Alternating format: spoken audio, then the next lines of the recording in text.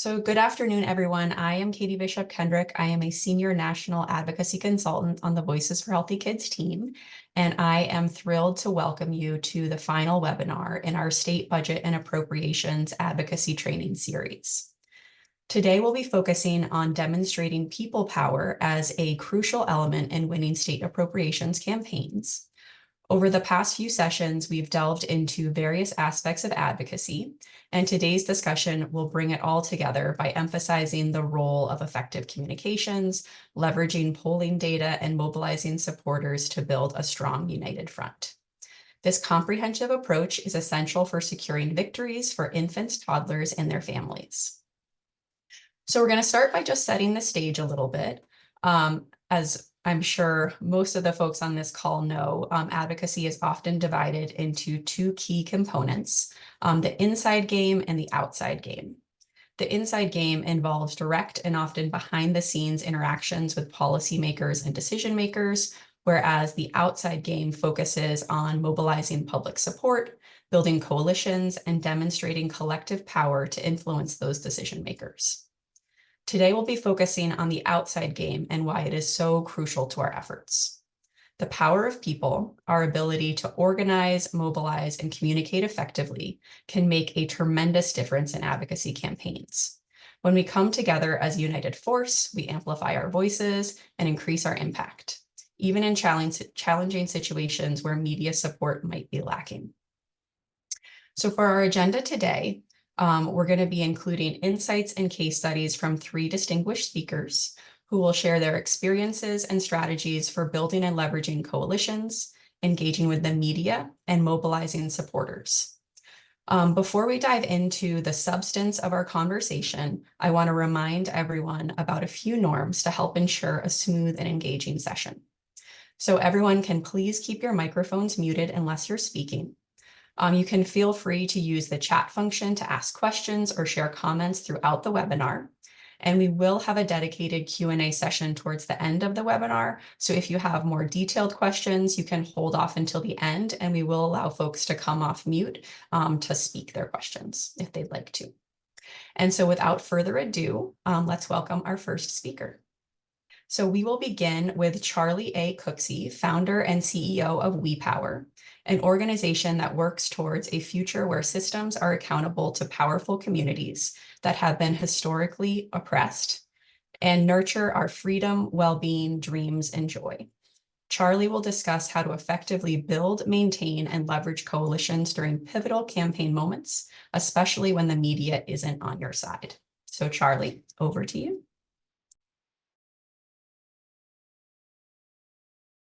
Hi, everyone.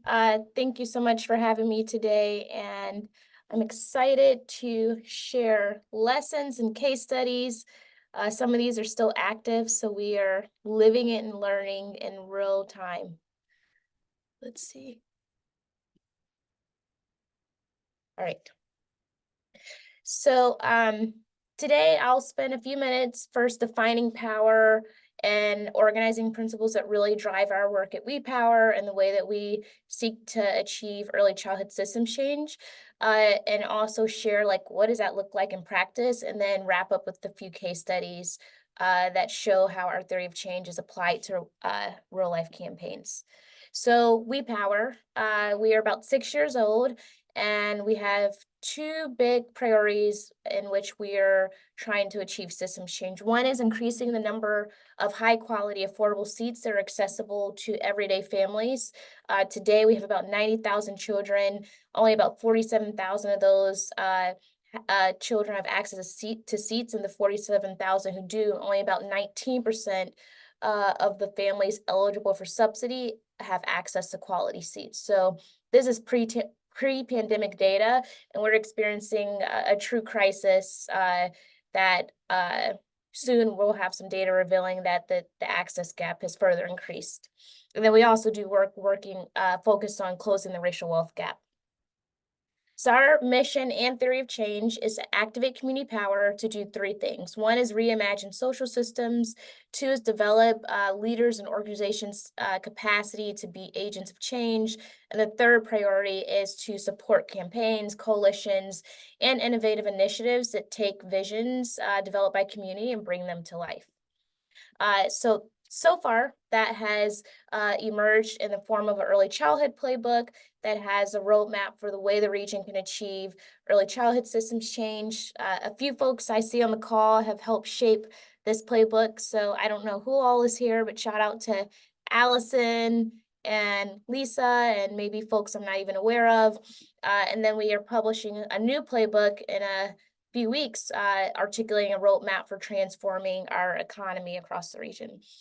So not only does that include, does our work include playbooks, it also includes developing as many leaders as possible. So supporting leaders and becoming policy design and research experts, supporting leaders and becoming grassroots organizers and activists, and also supporting leaders with preparing for and running for office, particularly Black and Latinx women.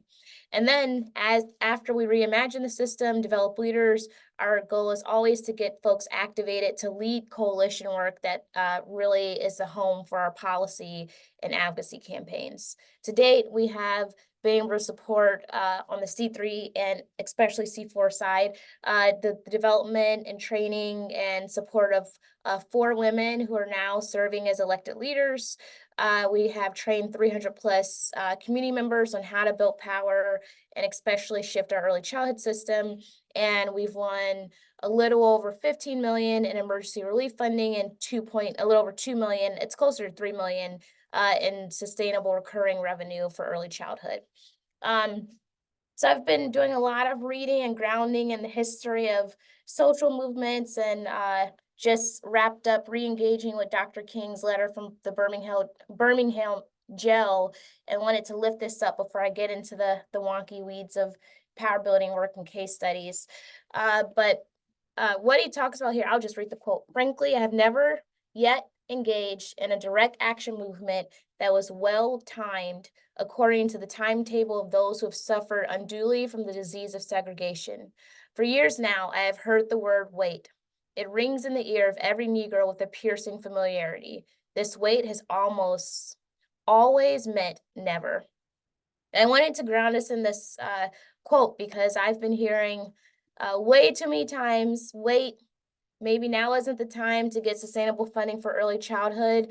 And I think everyone on this call probably knows better than me that what's at stake if we don't take urgent transformational action. So often also wanted to share this data point as the ARPA funds and CARES Act dollars start to sunset.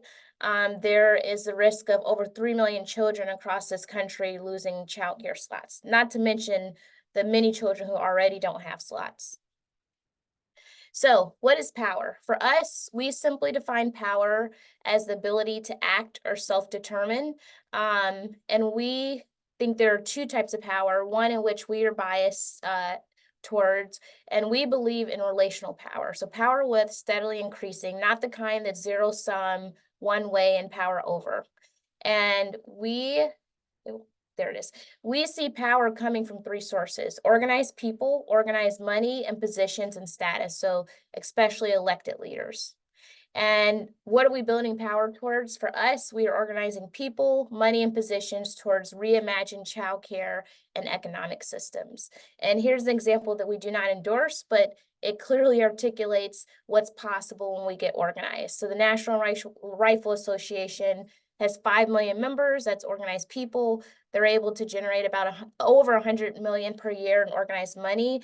And they were able to put $30 million towards Trump's campaign in 2016. And they have influenced over 331 federal elections. And that was just in a short window. That wasn't like over time. And they have been able to get organized and wield their power towards protecting their gun rights. So imagine if we amass organized people, money, and positional power towards transforming our early childhood system at the local, state, and federal level. So for us, our approach to this is community organizing, and community organizing is simply the process of building power. We believe in a leaderful movement where we develop one leader who then develops other leaders, knowing that anyone can be a leader. These are some of our organizing principles. I'll just name a few that seem most relevant in the case studies I will lift up in a few minutes. One that always rings true is making change is not always nice. That is so true.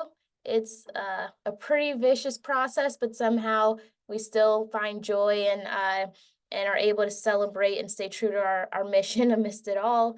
Another one that I would say really resonates as I prepare to share some case studies is that it takes relationships to build power. So it is not a transactional thing. It is about understanding people's self-interest, their passions, what drives them, and constantly being in conversation and relationship with folks. And the last one is anyone can be a leader. And then we especially believe that childcare providers and parents are most equipped and best equipped to be leaders of change that most impacts them.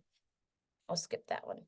So in terms of case studies, the first one is, and I guess I'll say all of our work has been built on this playbook that was published in 2020. So we quickly went from reimagining the system and publishing that in a playbook, and then making sure that it wasn't just an idea that sat on a shelf and collected dust. So we knew in order for all those recommendations in the playbook to be true, we had to start to win sustainable public funding. So after the playbook came out in 2020, we quickly pivoted to identifying revenue streams. One of those revenue streams we were able to identify was in the city, and the goal was to win about 2.3 million per year, and that would support basically funding mental health and social emotional support for children 0 through 5. Our approach was really about coalition building and activating parents and providers as the leaders of that campaign. So we trained parents and providers, and during nap time at child care centers, providers and educators were phone banking voters. On the weekend, they were coming out to knock on doors. And then we did a lot of capacity building and back-end support. So providers were the storytellers of that campaign. So they were the ones taking interviews with the media. They were engaged in Humans of New York style storytelling. And our strategy to get on the ballot was to lobby our board of aldermen. And back to the idea of trying to develop and activate as many leaders as possible, one of We Power's alumni was serving as an elected leader and sponsored the bill that led to us getting on the ballot that November. There were two major challenges. A consistent challenge we navigate is opposition to funding going anywhere but traditional public schools. Our commitment is a mixed delivery model, 0 through 5, community-based centers, home-based centers, and public schools. And so we had active opposition, knocking on doors, campaigning against us, and then the pandemic. We pursued this ballot measure in 2020. And the result was we won. We ran a really short campaign, but won by a 13-point margin.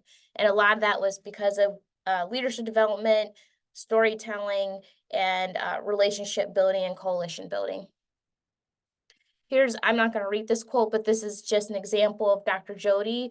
She was running one of the highest performing child care centers in the city at the time, and then went through our leadership program and became one of the lead spokespeople and canvassers during that campaign, and even did an interview with our local NPR chapter to really amplify the priorities of that campaign.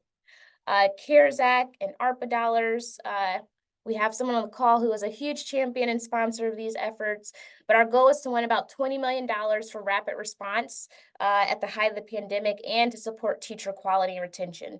Some of the approaches included letter writing, so having as many folks as possible sign on to a letter that went to the county council, showing up to county council meetings to testify, digital organizing, and really activating not just the child care community, but business and philanthropic leaders to sign on and contact elected leaders. And then also we were really focused on trying to build relationships with county council members who could sponsor and vote in support of those priorities in terms of funding allocations. One of the challenges was competing priorities. A lot of folks wanted to access CARES Act and ARPA dollars. And then also there have emerged budgeting challenges at county council, where there's competing priorities on, even though we won some of the money, on if that should still be what is funded. So the result, we've won about $15 million across the city and county. The first round of funds was focused on PPP, and the second round was focused on 2 programs that are evidence-based and support teacher quality and retention. And the last case study is very active. It's changing by the moment, but trying to really go big to address this huge funding gap. And so trying to win about $98 million via 2 sales tax initiatives, one in the city, one in the county, to truly fund quality access and affordability. Some of the approaches included participatory policy design, so tons of work sessions with providers in the same room as lawyers and policy researchers to discuss what should be the details of the bill. For the first time ever, we've hired local and state lobbyists to shift both local and state policies because of our very fragmented region. You have to change state policies to support local policies.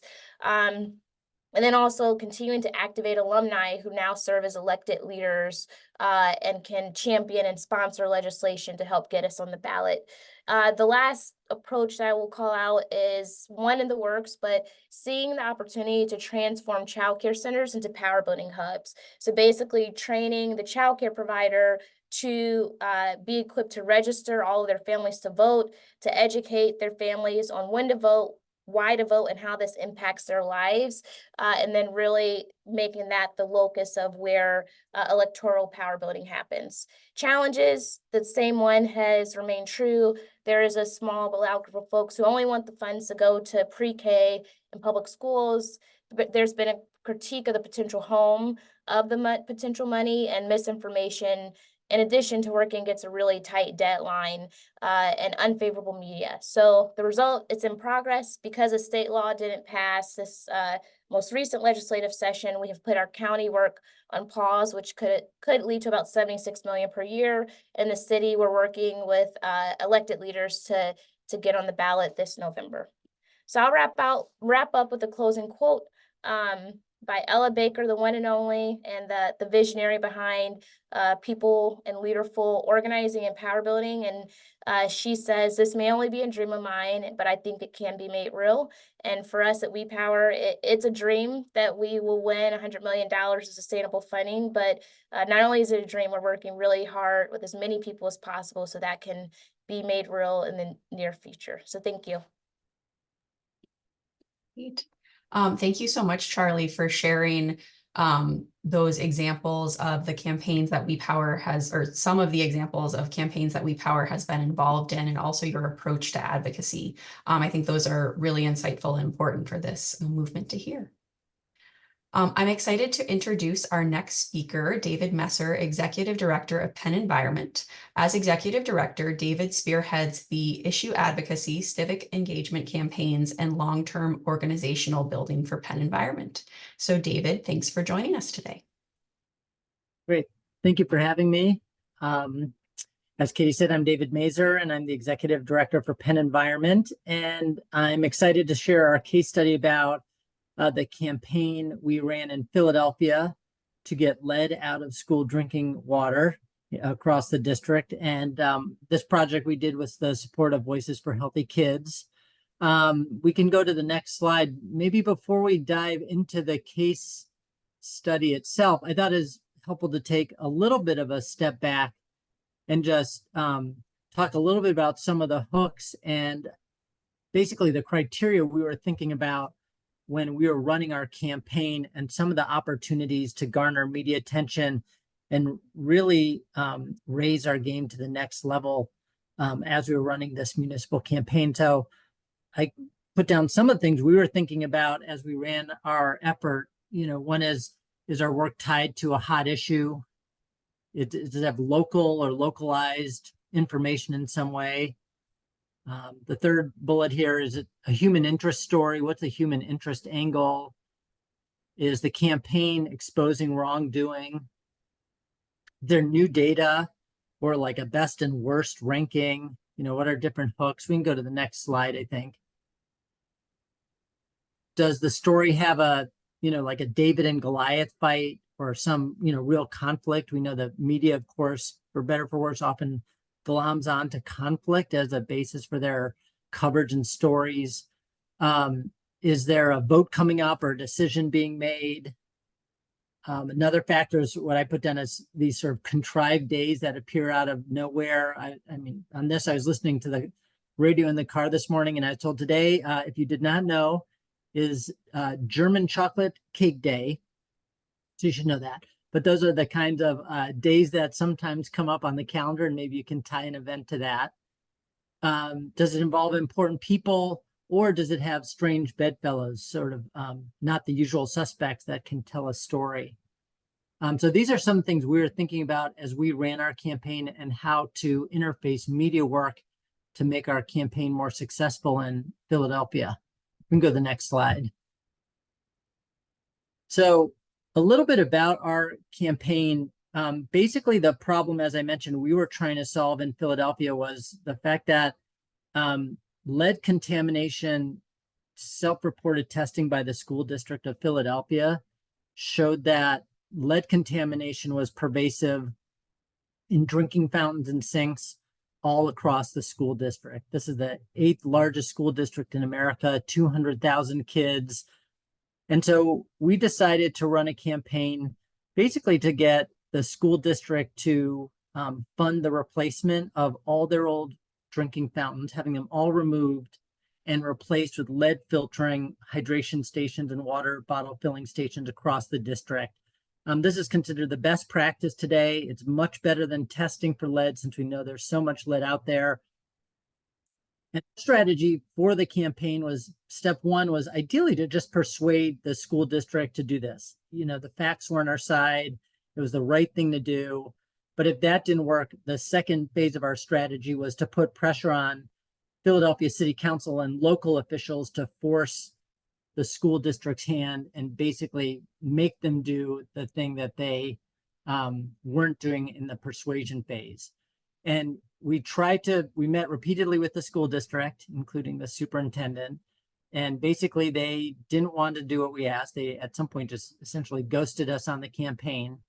And so when they didn't take action, we really thought we needed to up our game and really amplify the threat that this lead in drinking water posed to school kids and create a tidal wave of public and political outrage about the lack of action being taken to protect kids from the threat of lead in drinking water. And so that really sort of sets the groundwork for how we wanted to use media work to amplify this issue and really change the dominant paradigm about this in Philadelphia. We could go to the next slide, I think. So we knew, as I mentioned, that when the school district of Philadelphia tested their drinking water, that they regularly found lead contamination. And, we thought that data was frightening, outrageous and appalling, but also very compelling. And so the first step before we could even get to getting media coverage was we needed to figure out how to package up all of the data we knew existed in a way that was compelling to our target audiences. And specifically, our audiences here were the general public, elected officials, and certainly the journalists themselves who we needed to come out and cover this issue so that the public and others were made aware of it. But one problem was the data, while it existed, was buried pretty deeply in the school district's website. So it was really hard to find. If you found it, the results were really complicated. It was all lab results on PDF forms, so not very usable format. And so it's sort of confusing and not very helpful. So the thing that we needed to do is to take that data, step one, and put it into a format that the public could understand and find motivating. And so we did that. You can see here on this slide, we did two things. Number one is we basically scraped all the data, over 1,000 samples, 1,000 PDFs of data about test results done by the school district, and we put it into a report. You can see on this slide, Lead in the Water is the report we released back in 2022. And then we thought it would also be helpful and pretty cool if we put it into an interactive website. So you can also see here, this is a screenshot of the interactive website we created where parents and teachers and community members could literally go onto this map of the city and get information about lead testing results at their local community schools and if testing had happened at all. So that was sort of step one, is actually to have a product that was marketable to the media. We can go to the next slide. So once we had that product, then the next step was, how do we get it out in the world to amplify our findings and really get the public support for our effort, not just talking about the problem facing lead in drinking water in our schools, but the solution. So to get out the word, we wanted to hold a news conference to amplify the findings. This is a photo, actually, that's Pastor Willie Francois from the Black Church Center for Justice and Equality, our partner group in the Voices for Healthy Kids grant. And this was outside the Philadelphia School District headquarters. And, you know, we wanted to hold a news conference, but it can be a little bit challenging. Philly is the 4th largest media market in the country. So we're certainly competing with a lot of other potential news stories and events on any given day.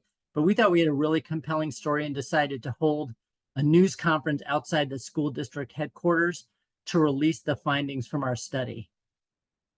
We can go to the next slide, I think. So really quickly, before I get to the results, I want to go back to some of the issues around the hooks. What were the things we thought were most compelling? And here we thought, you know, we had a pretty successful story in the making. We thought, you know, we checked a lot of boxes. Number one, we had sort of new data. It wasn't really new, but when we took all of these individual test results, we found that shockingly 98% of Philadelphia's schools came back positive for lead contamination in their water. And that actually 2 out of every 3 drinking fountains in schools in Philadelphia were testing positive for lead. So this data existed, but it hadn't really been number crunched in this way. So we sort of had new data to share, which we thought was a critical hook. Number 2, it obviously exposed wrongdoing. The district knew about this. They were the ones doing the testing year in and year out and weren't doing anything about it. Number 3, I mentioned this earlier, best and worst ranking. Because there were tests from across the school district, we were able to look at specific test results. And actually, we had an example, unfortunately, of the worst, which in our report release unveiled that a school named Duckery Elementary School, which is by Temple University in North Philly, unfortunately had the highest overall level of lead tested, with lead coming back at 8,800 times above the healthy standard. And so kids in those schools were, at that school at Duckery, were at a very high risk. Obviously, there's a huge human interest story here and a local angle. And we had a city council member join us at the news conference. We had some important people involved in the release of our findings. We can go to the next slide, I think. But so we thought we'd get news coverage. We thought we had really strong hooks, very compelling data. But I think even we were surprised by how much our media hooks and messaging and the data we were releasing was motivating to the press. We were able to get essentially all the biggest news outlets in Philadelphia to cover our report release and the interactive website: the Philadelphia Inquirer, ABC, CBS, Fox, Drive Time Radio. But we're also, as you can see here, able to get national coverage about Philadelphia's data. So The Hill ran a story, you can see here, reports as water in Philadelphia schools rife with lead. The Guardian ran a story as well. And we had sort of prepped for this moment, like I said, to use the media to springboard into our campaign. We had prepped one of our champions in city council. We had told her, we're going to release this data. We think it'll make a big splash. And so she had actually drafted a bill to now force the school district to do the thing they were unwilling to do voluntarily. And so within weeks after getting all of this news coverage, the story went viral. People were talking about it. The councilwoman said, I have a bill to fix this problem. And within about 4 months, we went from this press conference to a bill being introduced, to city council passing the bill unanimously. and the district being required to replace every single drinking fountain across the school district. And it's really a national model now for tackling lead in schools. We can go to the next slide. This is I think my last slide here. But so just some quick tips and pitfalls that I think we learned from doing an event like this, and that can be key to making an event where you're trying to use the media to amplify your work, successful or potentially not. I think one tip is, of course, speak from the heart. I think as advocates, we're often stuck with the wonky policy, processy stuff.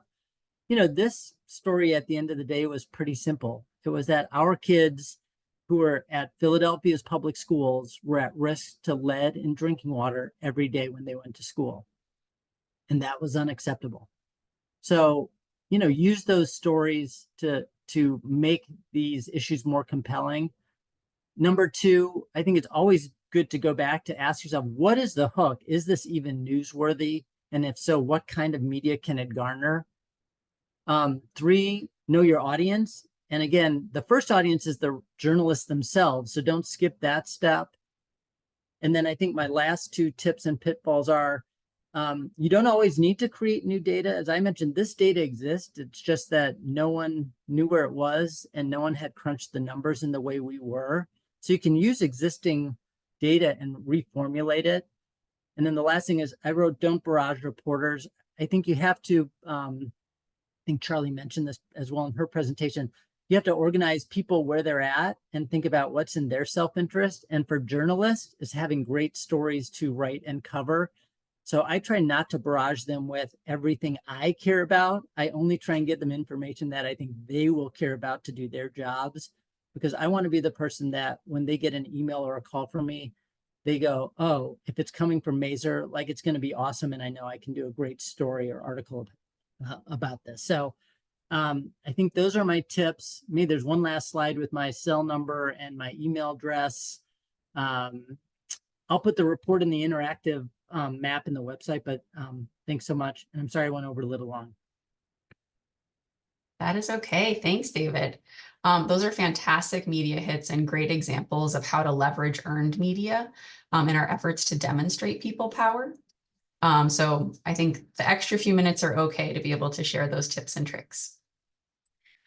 Now I'm delighted to introduce our third and final speaker, Darlene Adams Rowland, the Executive Director of Big River Economic and Agricultural Development Alliance.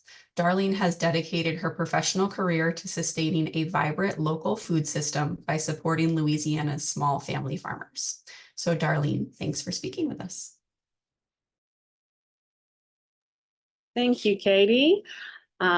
Tough to follow those two great presentations. I'm excited to be here today and talk to y'all about our successful campaign that was, I believe it was 2021 and 2022. We were a Voices for Healthy Kids grantee, along with our partners at Market Umbrella in New Orleans and New Orleans Food Policy Action Council. Our organization, the long name, we go by the acronym BRETA, and we are located in the capital city in Baton Rouge, Louisiana. And our campaign was focused on getting the SNAP match passed for farmers markets in the state legislature. So I'm going to tell you a little bit more about that today. Next, please. So a lot of the things you heard in the other presentations were true. I mean, we really thought about what our audience was, who were our partners, who were the people that aligned with what we were trying to accomplish. And of course, that was farmers markets, farmers themselves, but a lot of health organizations, policymakers, and then of course, the constituents that we were aiming to serve. And those were SNAP recipients and families that utilize these benefits. For a little bit of context, we actually did have a SNAP match at our farmers market for about 10 years, and we had that privately funded by a healthcare company. So we did already have the program in place, but we had a cap per transaction of $15. And so we definitely saw the need was great because we did, have people that wanted to have that match increase, but that was the level of funding that we had at the time. And Market Umbrella in New Orleans also had a SNAP match as well. So we are the two largest farmers markets in the state, and we definitely we're both trying to expand that programming. And then our third policy, the Food Policy Action Council, what was really great about bringing in that partner is that they were a lobbying organization. So I know a lot of you probably on your reports, you have to report your expenses in non-lobbying and lobbying.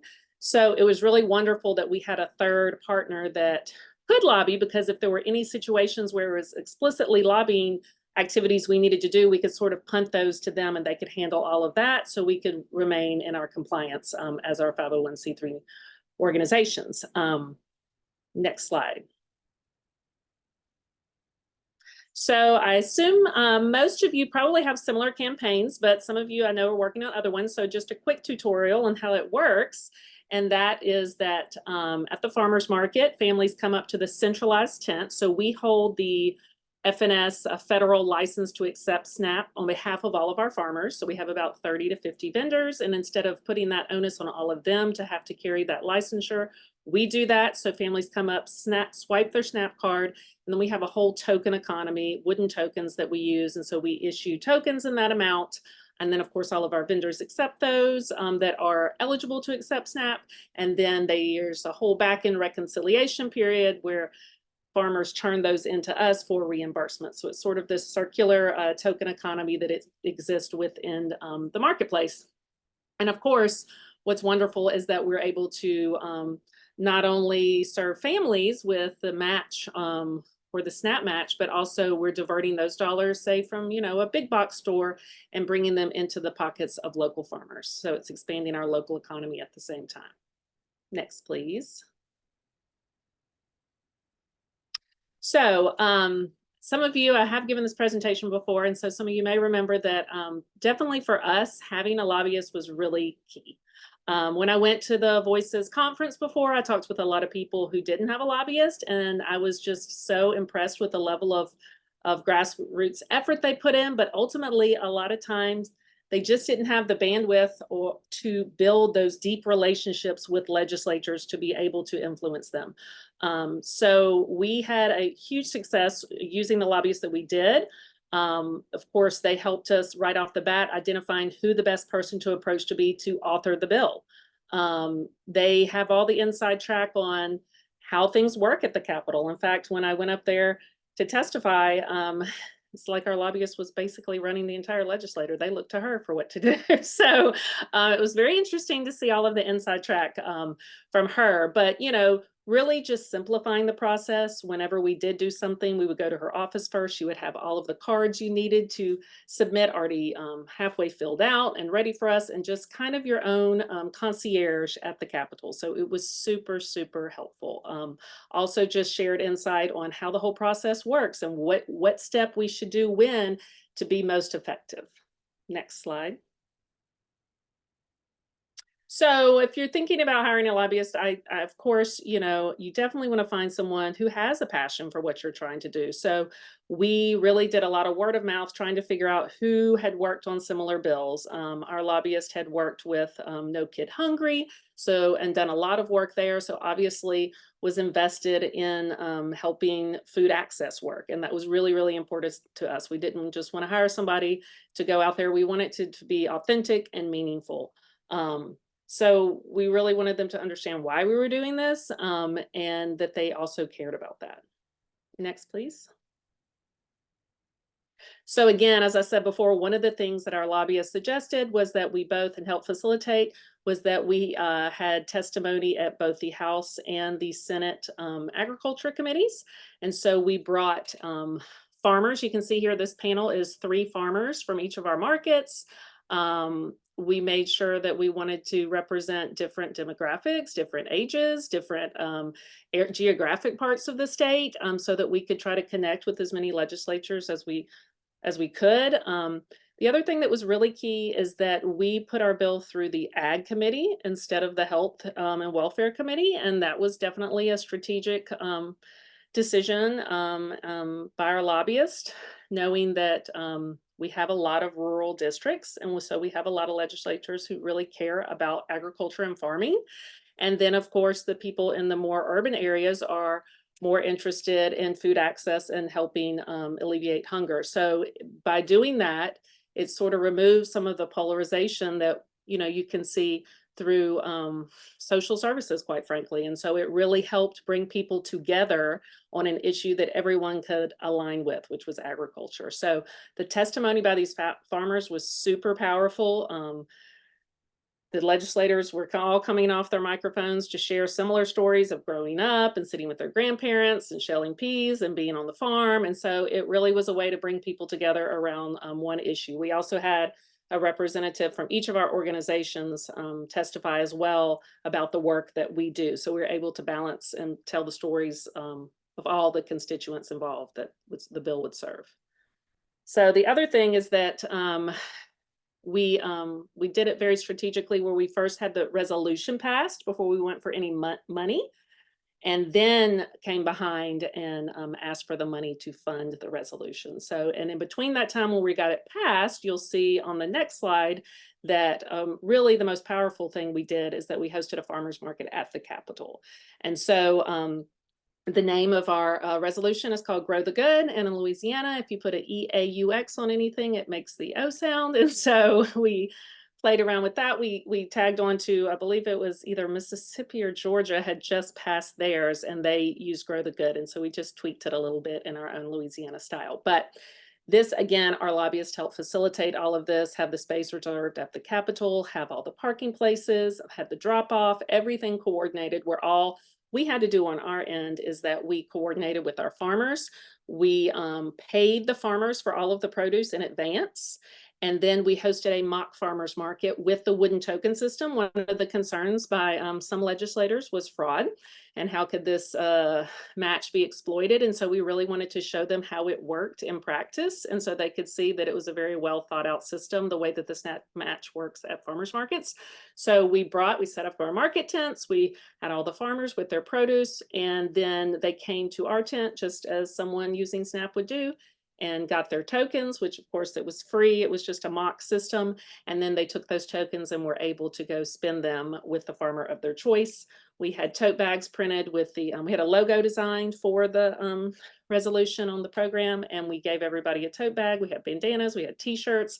And then what happened was everyone at the Capitol saw everyone walking around with these tote bags with, beets and collard greens and cabbage overflowing out of the top of them. So it was a very visual mark. And it built a lot of excitement, talk, chatter, and well, where's that from? Where did you get that? And it kept sending people all throughout the day out into where we had the farmers market set up. So we had a constant flow of people, and just a really, really positive response there. Also allowed us, the other benefit is beyond the resolution, it allowed our organizations to have FaceTime with legislators and tell the story of our own organizations beyond just this resolution. So lots of positives for sure. Next, please.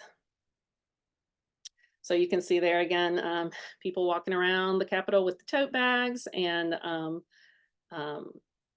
we testified, like I said, at both the House and the Senate committees, and it ended up being called the feel-good bill of the session. It passed with flying colors with almost no opposition whatsoever. So it really was unifying in a year that was a difficult session. Next, please. So again, the way we kind of strategized it was really realizing that this year there was extra money in the budget to be spent. And as the lobbyist said, we could either go for one-time money, we could go for recurring, but she really suggested that the easiest way to get this through was going to be to go for the one time, because when that extra money is available, they don't want to do recurring since the money's not going to be available the next year. So she's like, we do a one-time thing, have a great chance of getting it passed. Then let's show the impact of the program over the next year and come back. And then we have something to stand on. We can show the results. Again, like I said, people really love farmers. And so going through the agriculture committee and really trying to unify the rural districts with the urban districts worked super, super well. And then of course we had the money as a pass through the ag committee to the Department of Ag and Forestry. And again, that made it go a lot more smoothly. Next, please. Oops, that's it. That is it. Okay.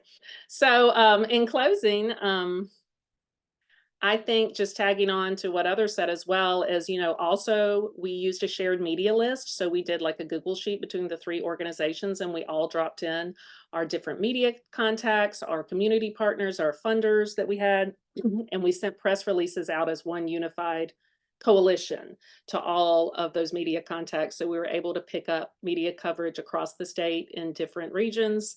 And we just, we're use us being in the capital city, our market is just 1 block from the state capitol. So that was a help. And then of course, New Orleans, having such a large state presence. So I think just the power of the coalition itself, leveraging our media contacts, but then really using the visual. People love farmers markets. People love fresh produce. So being able to take that visual and place it on the grounds of the Capitol and bring it to them.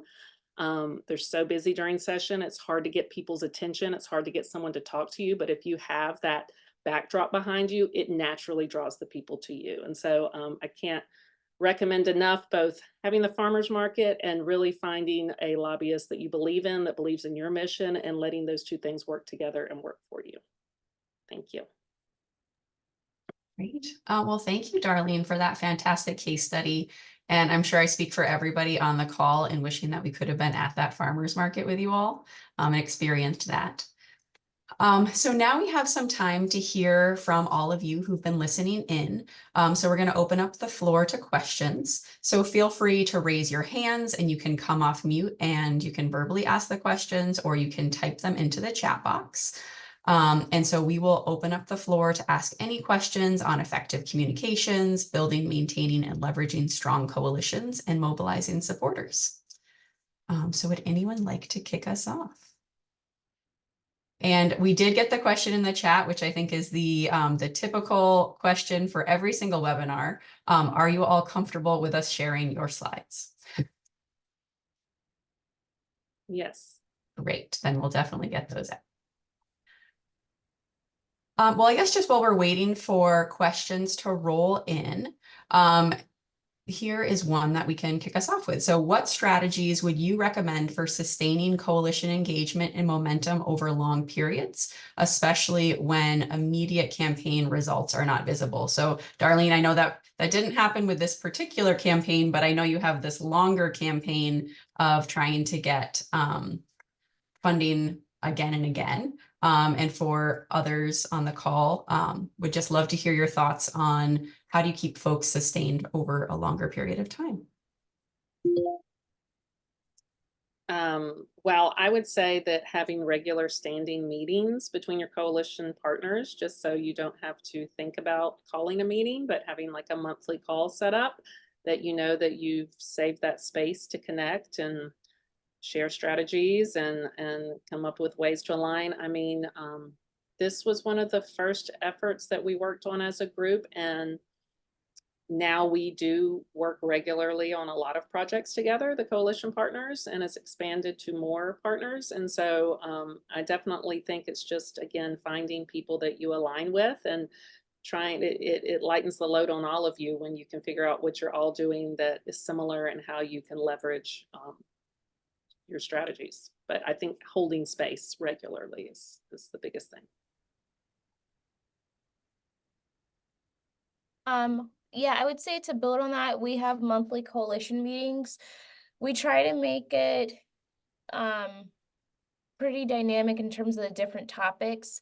So there might be like a cocktail happy hour, like celebration once a quarter. And then also it not always being tied to advocacy and power building. One of the things that I've learned the hard way is that there's crisis after crisis in the child care community, and some of that requires rapid responses beyond lobbying. Most of the time it is tied to lobbying, but I think part of our work is meeting the moment, and so being agile enough to hold space for providers to get their needs met and for them to support one another, even if it's not tied to like our long-term campaign goals. And then the third piece I would say is there's always work to do. And so there are smaller campaigns that tend to emerge in between those larger, bigger goals. So like this year, for example, we unexpectedly stood up a market rate survey campaign. I don't know how many other states have to complete, the childcare centers have to complete market rate surveys, but that was not on our radar. But it was something that really was really important to the childcare community to make sure that not only our childcare leaders completed the market rate survey correctly, they wanted as many other providers to complete it correctly too. So we were able to raise some quick funds from philanthropy and provide micro grants so our childcare leaders could train other childcare providers on how to accurately complete the survey. So that was a really cool moment where we were able to achieve a really quick but important win. That wasn't our traditional advocacy work, but it impacts the funding for the childcare community for the next 2 to 3 years across the state. Yeah, maybe I'll just add on to Charlie's point. I feel like, Katie, you mentioned it, which is part of it is you just need patience. I mean, the reality is in the examples you heard here, we're working in challenging political states and arenas, so the change is incremental at best. I mean, sadly, it's often glacial or on defense, so I think just having some patience and recognizing that, I think being clear about expectations is really key, be they short term or midterm or long term. And then I always feel like, I don't know, there's something about just embracing being in the trenches with, just great folks. I mean, like, I think in Pennsylvania, the partners are great people at heart. They share Penn Environment's values. And I just think we can't lose sight of, in some ways, we're fortunate to have such a great community around us. And that should keep us going and working hard and keep our eyes on the prize for the long game. So.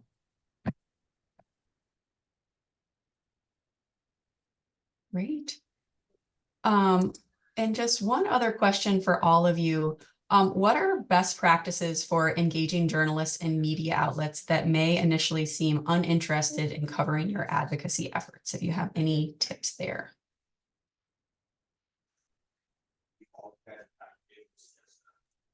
Yeah, I would say, again, certainly be patient is one. I think, as I noted, I think some of it is I often see a mistake advocates make is all the things we care about, we think reporters should care about.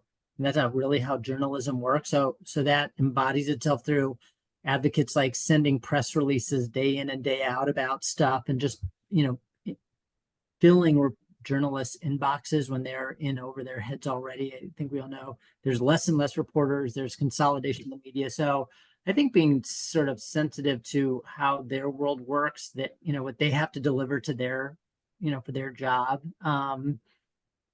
And then don't lose hope. I mean, I can't tell you how many reporters over the years I'm sure I've reached out to, and it's like literally sometimes taken decades to break through. The last thing I'd say is if you do talk with the reporter and there's something that you say you'll get to them or that they've asked for, absolutely make sure you follow up and get it to them, and never overpromise, or, if you don't know something, feel comfortable saying, I don't know, but I can get you an answer. Yeah, I will follow up on what David said. I think trying to make their job as easy as possible. So anytime I have photos or media that I can supply to them, like a great photo or even my own video clip, something that kind of sparks their interest, for sure. In press, they always want to have beautiful photographs and may not have a photographer able to come out and take a picture. So I find that if I add a picture, a high quality photo, it almost always gets printed.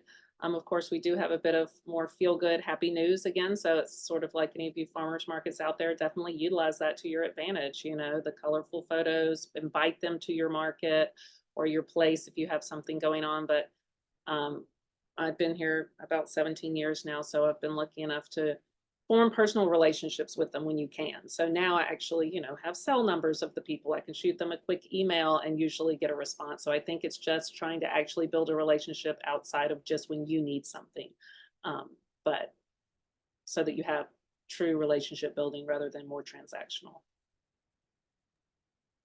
Yeah, and maybe I'd even add to Darlene's point. I can't tell you how many times I've gotten reporters like Capitol reporters or TV reporters, beat reporters. There's something I learned in the Capitol or in the building that's a really good story for them. And it has maybe nothing to do with my issue. And I know I'm not going to get quoted in it, but when I can give them the scoop on something and not ask for anything in return, like they love that. And those are reporters I have, longstanding relationships with, even though they may never quote me in most of their stories. Well, thank you for those thoughts. With that, we will wrap up the webinar. So this is our final webinar in our Appropriations Advocacy Training Series. And I'd just like to take a quick moment to reflect on what we've learned and discuss some next steps. So over the course of the past several weeks, we've explored the intricacies of state budgets and appropriations, shared strategies for effective communications, highlighting the importance of sound advocacy strategies, and emphasizing the power of mobilizing supporters through strong coalitions. Today's session on demonstrating people power has brought all these elements together. And moving forward, you will get a follow-up email from us. It'll include the slides as we talked about, as well as the recording and some other information on the other aspects of the training that we have done so far, and as well as some videos that we're putting together for all of you too. So I want to extend a heartfelt thank you to our incredible speakers, Charlie, David, and Darlene, for sharing your expertise and inspiring us with your experiences. And also thank you to all of you for your engagement and contributions and for being here with us today. So we will have a short survey that's going to be popping up here really quickly that just helps us to constantly improve our webinars and trainings, and we'd really appreciate you taking that today. And we will keep the webinar open for a few minutes so you can take that webinar or that survey. So thank you all for joining us today and throughout this series. Let's keep up the momentum in demonstrating the true power of collective advocacy, and I hope you all have a wonderful day.